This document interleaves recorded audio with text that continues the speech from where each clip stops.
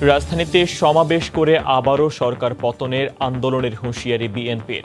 কর্মসূচিতে বাড়ছে কেন্দ্রীয় নেতাদের অংশগ্রহণ। 2023 সালের শুরুতেই উৎপাদনে আসবে পটুয়াখালীর কয়লাভিত্তিক তাপ বিদ্যুৎ কেন্দ্র। করোনায় বাড়বে না প্রকল্প ব্যয়, শেষ প্রায় 27% কাজ। 3 দিনের রিমান্ডে পিকে হালদারের কথিত বান্ধবী অবন্তিকা বড়াল। ধানমন্ডিতে 4.5 কোটি টাকা মূল্যের বাড়িও অবন্তিকার নাম। সময় সংবাদের সঙ্গে আছি ফয়সাল মোর্শেদ। এই মুহূর্তে চট্টগ্রামের আদালত চত্বরে আছেন সহকর্মী শফিকুল আলম এবং সিটি নির্বাচনের প্রচারণা খবর জানাতে নগরীর কাজীর দেউরি এলাকায় আছেন পার্থপ্রতিম বিশ্বাস। সরাসরি যাব তাদের কাছে। প্রথমে যাচ্ছে শফিকের কাছে। শফিক, ফয়সাল, গতকাল যে নগরীর পাঠানটুলি এলাকায় কাউন্সিল এবং বিদ্রোহ প্রার্থীর সংঘর্ষে একজন যে নিহত হয়েছে, সে ঘটনায় কিন্তু 13 জনকে নাম উল্লেখ এবং 30 জনের অজ্ঞাতনামা আসামি করে যে মামলা করা হয়েছে, সে মামলার প্রায় 25 জন মতো আসামিকে কিছুক্ষণের মধ্যে চট্টগ্রামের এই আদালত ভবনে আনা হবে। আপনি হয়তো দেখতে পাচ্ছেন বিপুল সংখ্যক আইন শৃঙ্খলা রক্ষা বাহিনী এখানে মজুত করা হয়েছে, বিপুল সংখ্যক পুলিশ এখানে এসেছেন, কারণ তাদেরকে কিছুক্ষণের মধ্যে কিন্তু তাদেরকে এখানে আনা হবে এবং এখানে এনে কিন্তু আদালতে তোলা হবে। হয়তো পুলিশ যে রিমান্ড যদি চায় তাহলে হয়তো রিমান্ড মঞ্জুর করে তারা কারাগারে পাঠাতে পারে বলে আমরা জানতে পেরেছি। হয়তো আদালতের চট্টগ্রাম মেট্রোপলিটন আদালত 2 এবং 3-তে তাদেরকে আনতে পারে। তবে এখনো পর্যন্ত তাদেরকে আসামিদের আনা হয়নি, তবে কিছুক্ষণের মধ্যে তারা আসবে বলে আমরা জানতে পেরেছি। আপনি হয়তো জানেন যে গতকাল চট্টগ্রামের যে 28 নম্বর ওয়ার্ড পাঠানটুলি এলাকায় যে কাউন্সিলর প্রার্থী নজরুল ইসলাম বাহাদুর এবং বিদ্রোহী প্রার্থী আব্দুল কাদেরের মধ্যে সংঘর্ষের ঘটনা ঘটে এবং সেই সংঘর্ষে কিন্তু বাবুল নামে একজন নিহত হয় এবং 2 জন গুলিবিদ্ধ হয়। তারপরে কিন্তু গত রাত কিন্তু সারা রাত কিন্তু থমথম অবস্থায় বিরাজ করছিল পাঠানটুলি এলাকায়। আজকে সকাল থেকে পরিস্থিতি কিছুটা হলেও নিয়ন্ত্রণে এসেছে এবং যদিও সে নেতাকর্মীদের আমরা দেখেছি, বিভিন্ন নেতাকর্মীদের মধ্যে উদ্বেগ উৎকণ্ঠা দেখেছি এবং সাধারণ মানুষের মধ্যেও কিন্তু আমরা উদ্বেগ উৎকণ্ঠা দেখেছি, যেহেতু সামনে আগামী 27 জানুয়ারি সিটি কর্পোরেশন নির্বাচন। সেই নির্বাচনকে কেন্দ্র করে অনাকাঙ্ক্ষিত ঘটনা যে ঘটতে পারে তারই কিন্তু এটা ইঙ্গিত দিচ্ছে।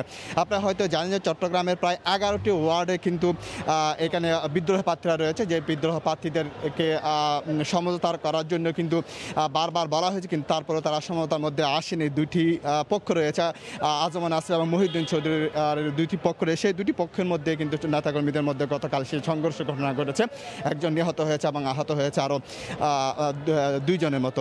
তো এইসব ঘটনাকে কেন্দ্র করে আসলে প্রশাসন বলেন, সাধারণ মানুষ বলেন এবং নেতাকর্মীদের মধ্যে আমরা উদ্বেগ উৎকণ্ঠা দেখতে পেয়েছি, ভয়ভীতি অবশ্যই আছে। এবং যে নিহত হয়েছে বাবুল, তার জানাজা আসরের পরে শেষ হয়েছে এবং তার এখানে কিন্তু বিপুল সংখ্যক নেতাকর্মী উপস্থিত ছিলেন। আপনি হয়তো দেখতে পাচ্ছেন এখানে আদালতে কিন্তু বিপুল সংখ্যক আইন শৃঙ্খলা রক্ষা বাহিনী এখানে মজুত করা হয়েছে, কারণ এখানে 25 জনের বেশি আসামিদেরকে এখানে আনা হবে, সেই জন্য কিন্তু বিপুল সংখ্যক আইন শৃঙ্খলা বাহিনী মজুত করা হয়। হয়তো কিছুক্ষণের পরে কিন্তু তাদেরকে এখানে আদালতে আনা হলে কিন্তু হয়তো আদালতে তোলা হবে এবং হয়তো তাদেরকে রিমান্ড চাইলে হয়তো তাদেরকে রিমান্ড মঞ্জুর করে আদালতে পাঠাতে পারে। তো এই ছিল আমার কাছে সর্বশেষ তথ্য। নির্বাচন প্রচারণার তথ্য জানাবেন পার্থ। ধন্যবাদ। আগামী 27 জানুয়ারি অনুষ্ঠিত হবে চট্টগ্রাম সিটি কর্পোরেশন নির্বাচন। যদিও এই নির্বাচনটি 9 মাস আগে হওয়ার কথা ছিল, কিন্তু করোনার কারণে আগামী 27 জানুয়ারি এই নির্বাচন অনুষ্ঠিত হবে। দিন যত যাচ্ছে ততই কিন্তু নির্বাচনী আমেজ বন্দরনগরীতে বাড়ছে। আমরা দেখছি চট্টগ্রাম সিটি কর্পোরেশন নির্বাচনে যে মেয়র প্রার্থী রয়েছে কিংবা যে কাউন্সিলর প্রার্থী রয়েছে, যে 41টি ওয়ার্ডে যে কাউন্সিলর প্রার্থী রয়েছে, সব জায়গায় কিন্তু প্রতিটি ওয়ার্ডের নির্বাচনী আমেজ বিরাজ করছে। এই মুহূর্তে আপনারা দেখতে পাচ্ছেন আমরা যে ওয়ার্ডটির সামনে দাঁড়িয়ে আছি, এটি হচ্ছে লালখান বাজার ওয়ার্ড। এই ওয়ার্ডটির সামনে সব জায়গায় কিন্তু পোস্টার ব্যানারে কিন্তু ছেয়ে গেছে। সব জায়গায় আওয়ামী লীগের প্রার্থীদের যেমন পোস্টার রয়েছে, বিএনপির প্রার্থীদেরও পোস্টার কিন্তু এখানে রয়েছে। তবে যে বিষয়টি কালকে রাত্রে নগরীর যে পাঠানটুলি ওয়ার্ডে আওয়ামী লীগের প্রার্থী এবং বিজয়ী প্রার্থীর মধ্যে যে মারামারি এবং যে প্রাণহানির ঘটনা, এই ঘটনায় কিন্তু নগরীর 41টি ওয়ার্ডে কিন্তু এর প্রভাব পড়েছে এবং সব জায়গায় আমরা দেখছি যারা কাউন্সিলর প্রার্থী রয়েছে তাদের মধ্যে এক ধরনের আতঙ্ক কিংবা এক ধরনের উত্তেজনা বিরাজ করছে। তারপরেও আমরা দেখছি সকাল থেকে কিন্তু চট্টগ্রাম মহানগর আওয়ামী লীগের বা আওয়ামী লীগের পক্ষ থেকে আওয়ামী লীগের যিনি প্রার্থী রেজাউল করিম চৌধুরী, তিনি কিন্তু নগরীর বহদ্দারহাট এলাকায়, নগরীর চাঁদগাঁও এলাকায় তার নির্বাচনী প্রচারণা করেছেন। পুরো চট্টগ্রাম নগরী তিনি কিন্তু চষে বেড়াচ্ছেন। সেক্ষেত্রে তার যে নির্বাচনী অঙ্গীকার, তার যে নির্বাচনী কথাবার্তা রয়েছে, সবকিছু তিনি জনগণের কাছে তুলে ধরছেন এবং তিনি ভোট প্রার্থনা করছেন। এবং তিনি বলেছেন গতকাল যে ঘটনাটি ঘটেছে সেটি একটি বিচ্ছিন্ন ঘটনা, একটি সিন্ডিকেট করে একটি চক্র এই ঘটনাটি ঘটিয়েছেন। এই ঘটনার কারণে চট্টগ্রামের যে নির্বাচনী পরিবেশ, যে নির্বাচনী আমেজ, এই নির্বাচনী আমেজের কোনো ক্ষতি হবে না। সেক্ষেত্রে চট্টগ্রামের 41টি ওয়ার্ডে প্রায় 11টি ওয়ার্ডের মধ্যেই কিন্তু আওয়ামী লীগের বিদ্রোহী প্রার্থী রয়েছে। তারপরে তিনি বলছেন এই বিদ্রোহী প্রার্থীদের বিষয়ে দলীয় সিদ্ধান্ত কঠোর অবস্থানে রয়েছে, যারা বিদ্রোহী প্রার্থী রয়েছে তাদের বিষয়ে সরকার কঠোর অবস্থানে রয়েছে। আরেকটি বিষয় হচ্ছে বিএনপির প্রার্থী আমরা দেখছি সকাল থেকে কিন্তু তিনি নির্বাচনী প্রচারণা চালাচ্ছেন। নগরীর যে গোসালডাঙ্গা এলাকা রয়েছে, বন্দর এলাকা রয়েছে, সব জায়গায় তিনি তার দলীয় নেতাকর্মী যারা রয়েছেন তাদেরকে সাথে নিয়েই কিন্তু তিনি তার নির্বাচনী প্রচারণা চালিয়ে যাচ্ছেন। অত্যন্ত উৎসবমুখর পরিবেশে আমরা দেখেছি তিনি তার যে নির্বাচনী প্রচারণা সেই প্রচারণাটুকু চালাচ্ছেন। তবে তিনি জানিয়েছেন নির্বাচন কমিশন যদি শক্ত না হয়, যে ধরনের মারামারির ঘটনা ঘটছে, এই ধরনের ঘটনা যদি আইন শৃঙ্খলা রক্ষাকারী বাহিনী শক্ত হাতে দমন না করে, তাহলে ভোটাররা ভোটের দিন ভোট দিতে আসবে না, এটি তার দাবি। তো এই ছিল আমার কাছে এখনো পর্যন্ত চট্টগ্রামের লালখান বাজার এলাকা থেকে এখানকার সর্বশেষ। বরফের মধ্যে পান্ডাদের মজার সব কসরত দেখতে চোখ রাখুন সংবাদের শেষাংশে। রাজধানীতে সমাবেশ করে আবারও সরকার পতনের আন্দোলনের হুঁশিয়ারি দিল বিএনপি। দলীয় চেয়ারপারসন থেকে শুরু করে তৃণমূলের নেতাকর্মীদের বিরুদ্ধে মামলা দিয়ে সরকার পতনের আন্দোলন দমিয়ে রাখা যাবে না বলে মন্তব্য করেন কেন্দ্রীয় নেতারা। দলের ভারপ্রাপ্ত চেয়ারম্যান তারেক রহমানের বিরুদ্ধে গ্রেফতারি পরোয়ানা জারির প্রতিবাদে রাজধানীতে মানববন্ধন রূপ নেয় সমাবেশে। জাতীয় প্রেস ক্লাবের সামনে পূর্ব ঘোষিত মানববন্ধন কর্মসূচিতে যোগ দেয় বিএনপির বিভিন্ন স্তরের নেতাকর্মীরা। দলের ভারপ্রাপ্ত চেয়ারম্যান তারেক রহমানের বিরুদ্ধে একটি মামলায় গ্রেফতারি পরোয়ানা জারির প্রতিবাদে এই কর্মসূচির ডাক দেওয়া হয়। বুধবারের কর্মসূচিতে অংশ নেন কেন্দ্রীয় নেতারা। দাবি করেন জিয়া পরিবারকে রাজনীতি থেকে দূরে রাখতেই এই গ্রেফতারি পরোয়ানা। মামলা তুলে না নিলে কঠোর কর্মসূচিরও হুঁশিয়ারি দেন তারা। এই সরকার বিচারিত করার মধ্যে একটি সুস্থ এবং অবাধ নির্বাচন আদায় করেই জাতীয়তাবাদী দলের জন্য মুখ্য কাজ। প্রধান অতিথির বক্তব্যে দলটির মহাসচিব মির্জা ফখরুল ইসলাম আলমগীর বলেন, বিরোধী মতকে দমিয়ে রাখতেই একের পর এক মামলা দিয়ে পরোয়ানা জারি করছে সরকার। এই সরকার অত্যন্ত সুপরিকল্পিতভাবে প্রায় 12 বছর ধরে এখানে একটা অত্যাচার, নির্যাতন, নিপীড়নের স্টিমরোলার চালিয়ে যাচ্ছে। তারা মনে করেছে যে এই অত্যাচার, নির্যাতন, মামলা রুলিয়া দিয়ে এই দেশের গণতান্ত্রিক মানুষকে দমন করে রাখা যাবে, কিন্তু তা সম্ভব নয়। দেশের বিরুদ্ধে যে মিথ্যা মামলা থেকে আটক করা হয়েছে তাকে মুক্তি দিতে হবে এবং সকল আটককৃত রাজনৈতিক নেতৃবৃন্দকে মুক্তি দিতে হবে।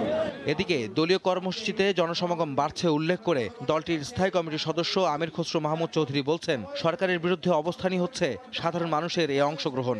মানুষ আজকে দেওয়ালে পিঠ থেকে গেছে। তারা প্রতিবাদ এতদিন তাদের মনের মধ্যে তাদেরকে নাড়া দিয়েছিল, এখন সেই প্রতিবাদ ক্রমান্বয়ে সরকার পতনের আন্দোলনের দিকে যাচ্ছে এবং সরকার পতন না হওয়া পর্যন্ত এই প্রতিবাদ অব্যাহত থাকবে। জনগণের স্বতঃস্ফূর্ত আন্দোলনের মধ্য দিয়ে সরকার পরিবর্তন হবে বলেও মনে করেন বিএনপির এই শীর্ষ নেতা।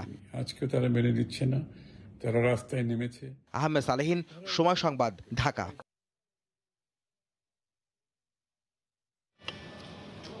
কেন্দ্রীয় ব্যাংকের প্রতিবেদন অনুযায়ী সব মিলে 10,200 কোটি টাকার দুর্নীতি। এর মধ্যে পিকে হালদারের 40টি ব্যক্তিগত ব্যাংক হিসেবে ঋণ নেওয়া হয়েছে। তার মা লীলাবতী হালদারের 3টি ব্যাংক হিসেবে 160 কোটি টাকা জমা হয়েছে। একইভাবে স্বজনদের বিভিন্ন কোম্পানির নামে করা এনআরবি গ্লোবাল ব্যাংকের সাবেক এমডি পিকে হালদার ও তার সহযোগীদের 17টি ভুয়া কোম্পানিতে থাকা 58টি ব্যাংক হিসাবে অস্বাভাবিক লেনদেন হয়। এছাড়া এসব প্রতিষ্ঠানের যেসব শেয়ার কেনা হয় তার প্রত্যেকটিতেই পিকে হালদার সিংহভাগের অংশীদার। এর মধ্যে সুগদা লিমিটেডের শেয়ার রয়েছে অবন্তিকা বড়ালের নামে। পিকে হালদারের সঙ্গে যোগসাজশে বিভিন্ন উপায়ে অবৈধ সম্পদ অর্জনের অভিযোগে অবন্তিকার বিরুদ্ধে অনুসন্ধান শুরু করে দুর্নীতি দমন কমিশন। এ বিষয়ে জানতে পিকে হালদারের কথিত বান্ধবী অবন্তিকাকে গত ডিসেম্বরে তলব করা হলেও হাজির হননি তিনি। বুধবার সেগুনবাগিচা থেকে তাকে গ্রেফতার করে দুদক। দুপুরে আদালতে তোলা হলে পিকে হালদারের সহযোগী অবন্তিকা বড়ালের 3 দিনের রিমান্ড মঞ্জুর করেন আদালত। কেন্দ্রীয় ব্যাংকের প্রতিবেদন অনুযায়ী পিকে হালদার ও তার সহযোগীদের মালিকানাধীন অন্তত ৩০টি প্রতিষ্ঠান ব্যবহার করে এনবিএফআই এর কাছ থেকে ১০,২০০ কোটি টাকার ঋণ নিয়ে আত্মসাৎ করা হয়। পরে এ অর্থ পাচার করে পিকে হালদার। তবে সোমবার দুদকের জব্দ করা ৭৬৯ কোটি টাকার বিষয়ে পিকে হালদারের সহযোগী বাসুদেব ব্যানার্জি ও পাপিয়া ব্যানার্জিকে জিজ্ঞাসাবাদের কথা থাকলেও গত ৩ দিনে কোনো সহযোগী দুদকে হাজির হননি। সেলিয়া সুলতানা, সময় সংবাদ, ঢাকা। সময় সংবাদে আরও থাকছে, আগামী মাস থেকে দেশে বেসরকারিভাবে করোনা টিকা বিক্রি শুরুর আভাস বেক্সিমকোর, জানালো রয়টার্স। দাম হবে ১,১২৫ টাকা। আমদানি করা কয়লা দিয়ে বিদ্যুৎ উৎপাদনের আরও একটি মেগা প্রকল্প পেতে যাচ্ছে দেশ। পটুয়াখালীতে ১,৩২০ মেগাওয়াটের তাপ বিদ্যুৎ কেন্দ্রটি উৎপাদনে আসবে ২০২৩ সালের শুরুতেই। করোনার কারণে প্রকল্পের ব্যয় বাড়বে না জানিয়ে কর্তৃপক্ষ বলছেন, এরই মধ্যে শেষ হয়েছে প্রায় ২৭% কাজ। বাস্তুচ্যুত ২৮১টি পরিবারের জন্য পরিকল্পিত আবাস নির্মাণের কাজও শেষের পথে। পটুয়াখালী থেকে ফিরে সালাউদ্দিন লিয়ার ক্যামেরায় আরও জানাচ্ছেন দেবাশিস রায়।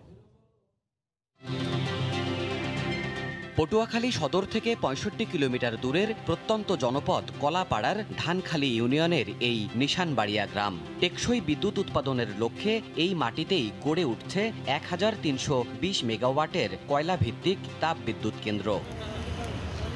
দেশীয় বিদ্যুৎ উৎপাদনকারী প্রতিষ্ঠান আরপিসিএল এর সঙ্গে চীনের রাষ্ট্রায়ত্ত প্রতিষ্ঠান নরিনকো ইন্টারন্যাশনাল যৌথ বিনিয়োগে ২০,০০০ কোটি টাকার এই প্রকল্পটি ৯১৫ একর জমিতে বাস্তবায়ন করছে।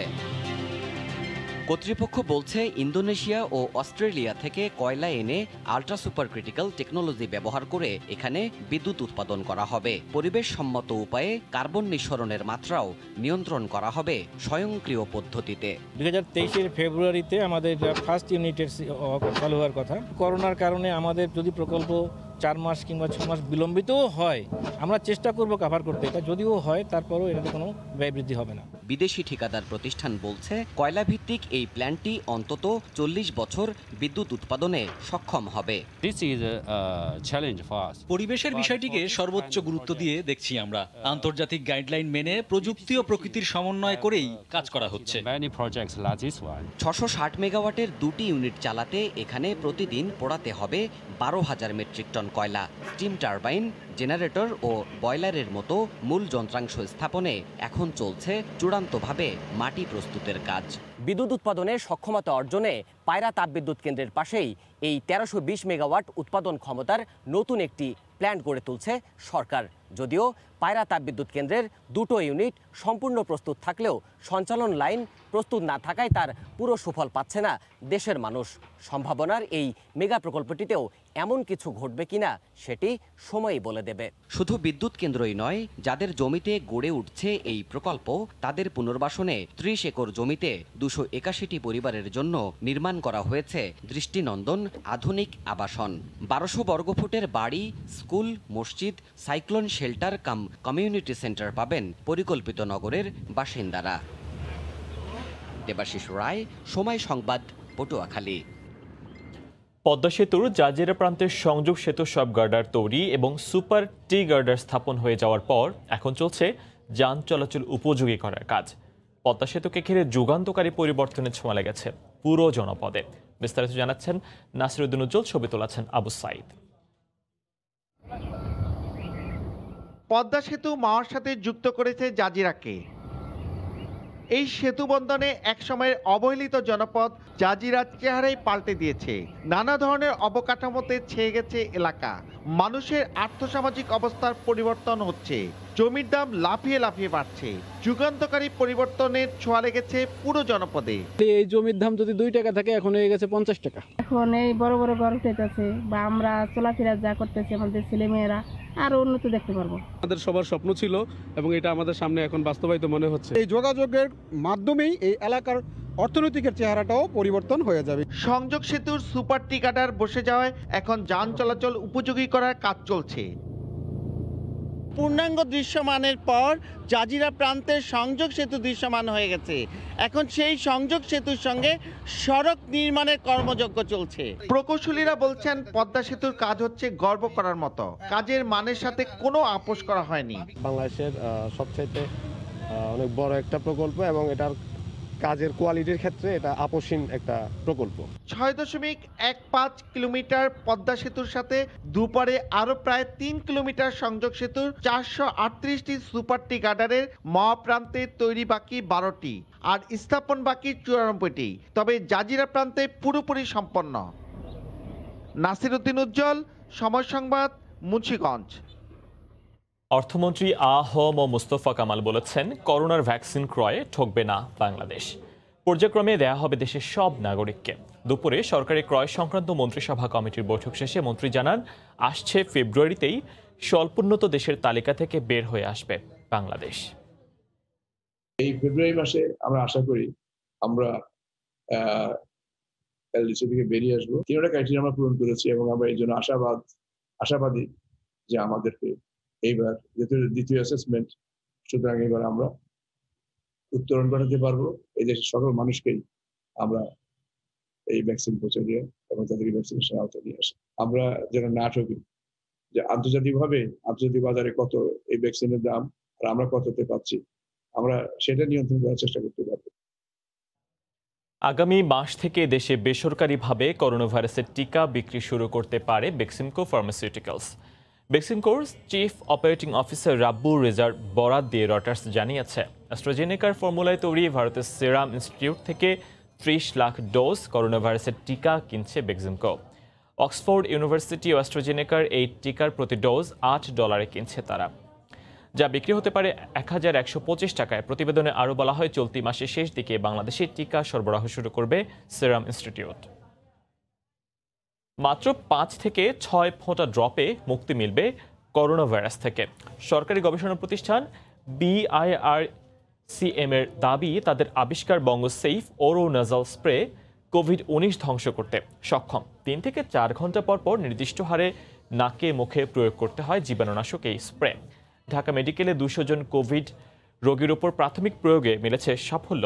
এখন অপেক্ষা ক্লিনিক্যাল ট্রায়ালের জন্য BMRCর অনুমতি। এই আবিষ্কারকে অভিনন্দন জানালেও আন্তর্জাতিক নিয়ম মেনে পরবর্তী পদক্ষেপ নেওয়ার পরামর্শ জনস্বাস্থ্য বিশেষজ্ঞদের। আরও জানাচ্ছেন রাশেদ বাপ্পি। বঙ্গসেফ ওরোনেইজল স্প্রে সরকারের গবেষণা প্রতিষ্ঠান Bangladesh reference institute for chemical measurement BRICM এর বিস্ময়কর এক আবিষ্কার। প্রতিষ্ঠানটির দাবি, 3 থেকে 4 ঘন্টা পর পর নির্দিষ্ট হারে নাক ও মুখে এই স্প্রে প্রয়োগ করলে ধ্বংস হয় করোনার জীবাণু। বঙ্গসেফ ব্যবহারে আক্রান্ত ব্যক্তির ক্ষেত্রে কমে যায় ভাইরাল লোড। আক্রান্ত রোগীর মৃত্যু ঝুঁকি হ্রাস করার পাশাপাশি কমিউনিটি ট্রান্সমিশনে রাখে গুরুত্বপূর্ণ ভূমিকা, যা প্রাথমিকভাবে ঢাকা মেডিকেল কলেজ হাসপাতালের 200 কোভিড আক্রান্ত রোগীর ওপর প্রাথমিক পরীক্ষায় প্রমাণিত বলছে প্রতিষ্ঠানটি। ওরোনেজাল স্প্রে যেটা, সেই স্প্রেতে ভাইরাস মারা যাচ্ছে কিনা, কোন ডোজে দিলে এটা সবচেয়ে ভালো কাজ করে, এটার ইফেক্টিভিটি কতক্ষণ পর্যন্ত থাকছে। আমরা যেই ডোজটা ফাইনালি নির্ধারণ করেছি তাতে করে 80%-এর মধ্যে রিকভার করে। ব্যক্তির মুখ, চোখ ও নাক দিয়েই প্রবেশ করে করোনার জীবাণু, সেখানেই কিছুকাল অবস্থান করে ভাইরাসটি। এজন্যই বঙ্গসেফের প্রয়োগও করতে হয় নাক ও মুখে। এই আপনার স্প্রেটা এখানে 20 ml আছে, যেটা একজন মানুষের 1 মাসের জন্য যথেষ্ট। 2 নাকে 2 চাপ করে 2 বার, মুখে 3 বার, এভাবে করে যদি আপনি স্প্রে করেন তাহলে 3 থেকে 4 ঘন্টা আপনার এই জোনটা ভাইরাস, যদি যেটুকু ভাইরাস থাকবে সেটা কিলড হবে এবং ভাইরাস যাতে এসে এখানে সাস্টেইন করতে না পারে সেই এনভায়রনমেন্টটা এখানে ক্রিয়েট হবে। BRICM বলছে, ক্লিনিক্যাল ট্রায়ালের অনুমতি চেয়ে দ্রুতই BMRCতে আবেদন করবেন তারা। ট্রাস্টেড এবং টেস্টেড একটা মলিকুল যেটা ব্যবহার করা হচ্ছে, সেটার এই পর্যন্ত কোনো সাইড এফেক্ট পাওয়া যায়নি। যত দ্রুত সম্ভব এটা আমরা মানুষের কাছে পৌঁছে দিতে পারলে স্বাভাবিক জীবনের অনেক কাছাকাছি আমরা যেতে পারবো। এদিকে বাংলাদেশি বিজ্ঞানীদের এই আবিষ্কারকে সাধুবাদ জানালেও সকল কার্যক্রম বৈশ্বিক মানদণ্ড মেনে করার পরামর্শ জনস্বাস্থ্য বিশেষজ্ঞদের। অবশ্যই অভিনন্দন জানাই যদি এই ধরনের কোনো বিষয় আসে ঘটে, কিন্তু আমি বারবার সতর্কবাণী উচ্চারণ করতে চাই যে মহামারী সামনে রেখে মানবদেহে পরীক্ষা নিরীক্ষার বিষয়টি আন্তর্জাতিক নৈতিকতা মেনে করতে হবে। বঙ্গসেফের আন্তর্জাতিক পেটেন্টের জন্য সিঙ্গাপুরে আবেদন করা হবে বলেও জানায় প্রতিষ্ঠানটি। রাশেদ বাপ্পি, সময় সংবাদ, ঢাকা।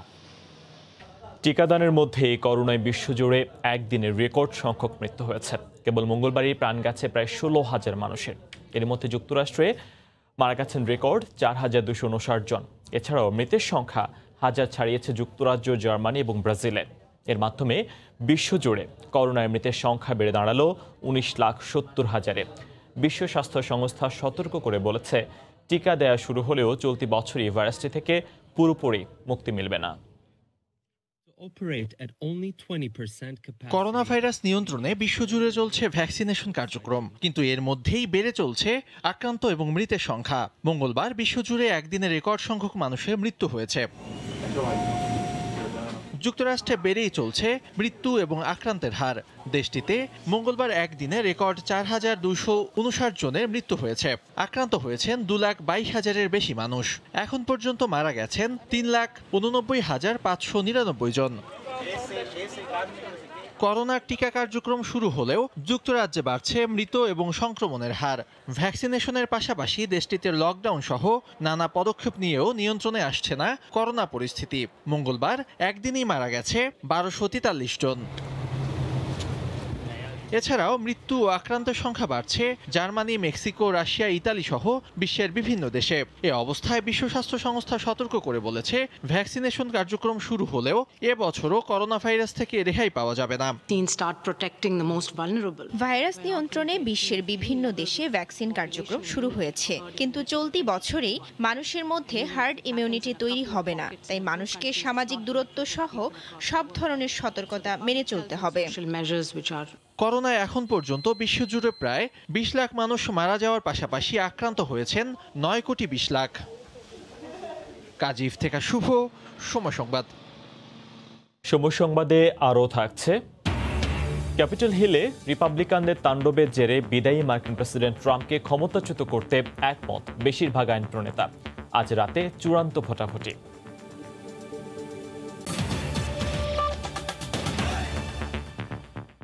রোহিঙ্গা ইস্যুতে চীনের উদ্যোগে আগামী 19 জানুয়ারি ঢাকায় বাংলাদেশ, মিয়ানমার ও চীনের পররাষ্ট্র সচিব পর্যায়ের ত্রিপক্ষীয় বৈঠক হবে বলে জানিয়েছেন পররাষ্ট্রমন্ত্রী AK আব্দুল মোমেন।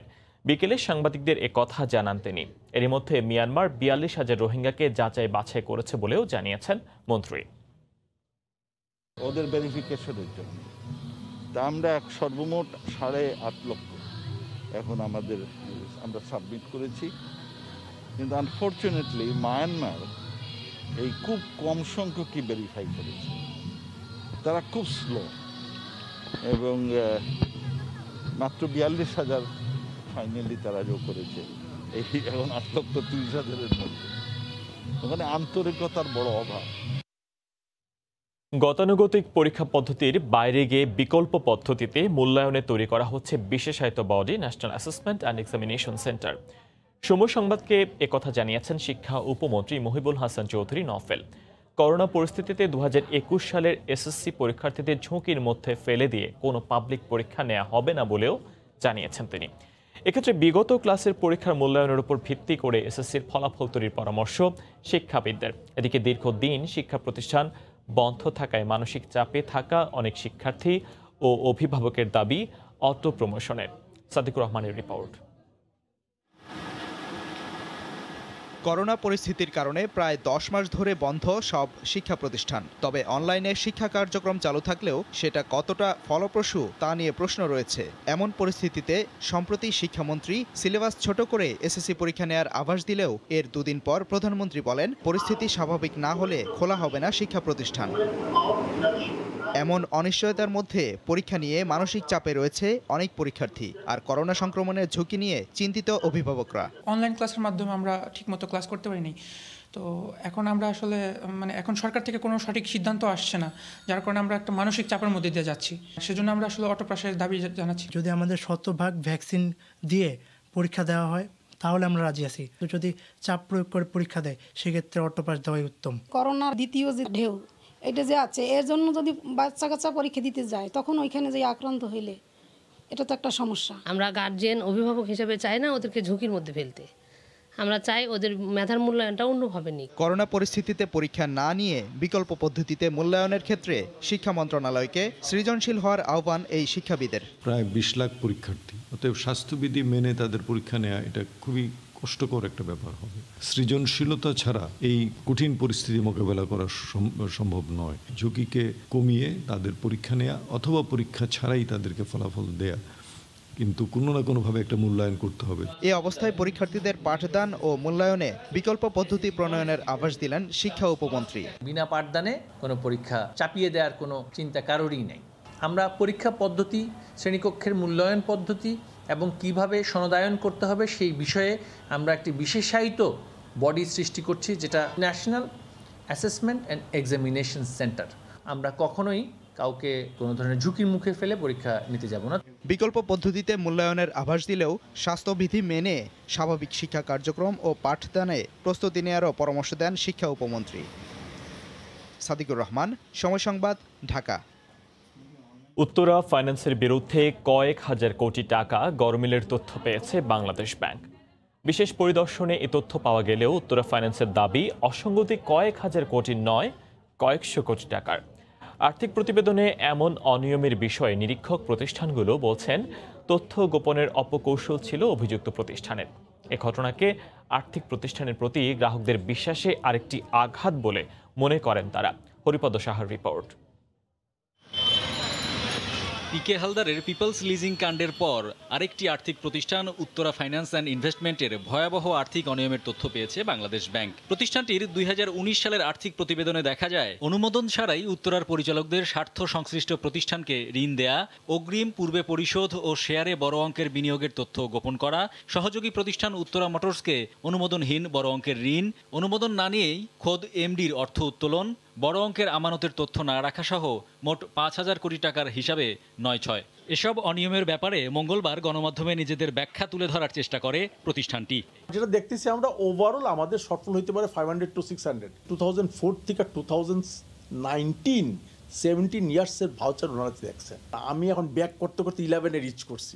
ব্যাক করতে করতে আমি 11 থেকে যখন 4-এ যাব, by the grace of all my time definite আমার এই ধরনের আর কোনো ব্যাখ্যার দরকার হবে না। উত্তরা ফাইন্যান্সের আর্থিক প্রতিবেদন নিরীক্ষা করেছিল SF আহমেদ অ্যান্ড কোং। তাই এমন অনিয়মে তাদের দায় কতটুকু সেটাও বড় প্রশ্ন। এটাকে আমরা মাস্কিং বলে থাকি, যে সাইমেলটেনিয়াসলি দু ধরনের বুকস বা রেকর্ড বা জিএল অথবা সিস্টেম মেনটেন করা। একটা হচ্ছে রিয়েল সিস্টেম যেখানে তার অ্যাকচুয়াল রিফ্লেকশনটা থাকে, আর আরেকটা তার থেকে ক্লোনিং করে একটা ফিকটিশিয়াস বুকস বা রেকর্ড অথবা সিস্টেম ক্রিয়েট করা, যেটা এক্সটার্নাল অডিটর অথবা এক্সটার্নাল ইন্সপেকশন টিম যখন আসে তাদেরকে উপস্থাপন করা হয়। উত্তরা ফাইন্যান্স এবং তার আগে দুই একটি ঘটনা কিন্তু মানুষের বিশ্বাসকে বিশ্বাসের উপর আঘাত আনবে, এবং আমি মনে করি যে এটা বাংলাদেশের নন ব্যাংক ফাইন্যান্সিয়াল ইনস্টিটিউশনগুলোর বিস্তারের পথে তাদের এক্সপ্যানশনের জন্য একটা বাধা তৈরি করবে। এদিকে অনিয়মের খবর গণমাধ্যমে প্রচারের পর মঙ্গলবার পুঁজিবাজারে উত্তরা ফাইন্যান্সের প্রতিটি শেয়ারের দাম 1 টাকা 80 পয়সা কমে দাঁড়ায় 47 টাকা 80 পয়সায়। হরিপদ সাহা, সময় সংবাদ, ঢাকা।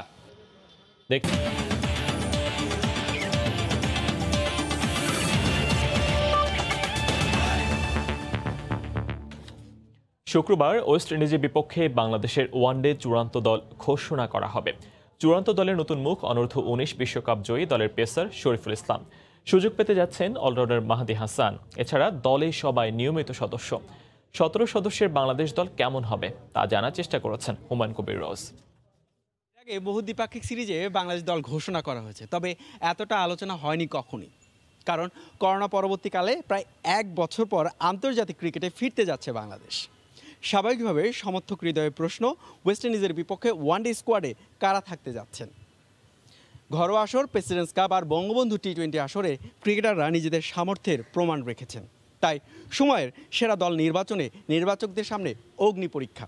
তবে সময় সংবাদ জানার চেষ্টা করেছেন কারা থাকতে যাচ্ছেন চূড়ান্ত দলে।